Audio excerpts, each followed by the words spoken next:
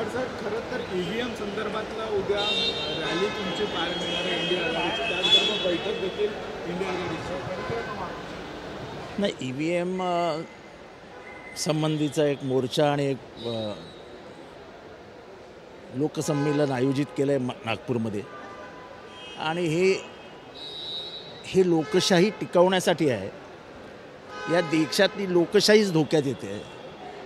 एकीकडे one nation one election येतं आहे आणि दुसरीकडे महाराष्ट्रात ज्या पद्धतीने मतदान प्रक्रियेमध्ये सावळा गोंधळ झाला आहे, हा सावळा गोंधळ असाच पुढे ठेवला आणि वन नेशन वन इलेक्शनवर आपण आलो तर नेशन राहील ना इलेक्शन राहील.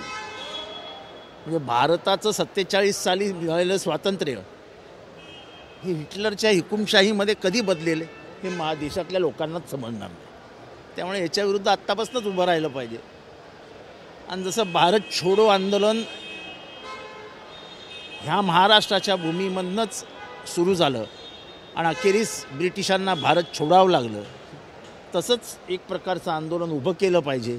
आणि लोकसहभाग त्याच्यातला महत्त्वाचा आहे. तो लोकसहभाग घेऊन EVM ह्या देशातनं गेला पाहिजे, अशा प्रकारची पावलं टाकली पाहिजे. हे मी बोलत असताना मी स्पष्टपणाने सांगितलं पाहिजे की मी EVMचा विरोध 2014 सालापासून करतो आहे. म्हणजे मी आज विरोधाला नाही उतरलो. मी जेव्हा जिंकत होतो तेव्हा पण सांगत होतो की EVMचा विरोध करा. हा छोटा ससा देतात आणि मोठा वाघ मारतात.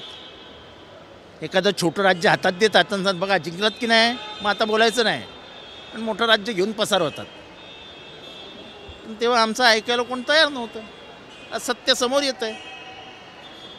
मी साधा सांगतो, 17A नंबरचा फॉर्म आहे, तो तुम्ही 45 दिवसानंतर असं सांगता. आमचं म्हणणं उद्या द्या ना 17A फॉर्म. 17A फॉर्म जर व्यवस्थित मोजणी केली तर मतमोजणी खरी का खोटी एका मिनिटात समजेल. महाराष्ट्रामध्ये तुम्ही तुमचं व्हिडिओग्राफी झालेलं का देत नाही आहे? हरियाणाच्या कोर्टाने सांगितलं आहे की तुम्ही सादर करा म्हणून.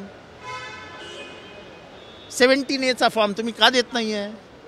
त्यामुळे खूप प्रश्न आहेत आणि आम्ही विचारणारे लोक आहोत. व्यवस्थेला प्रश्न विचारणारी माणसं आहोत. आम्ही विचारत राहणार.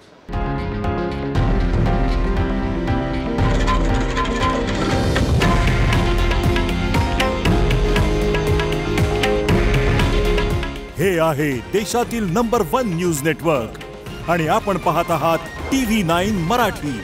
काळजी तुमची, हित महाराष्ट्राचं.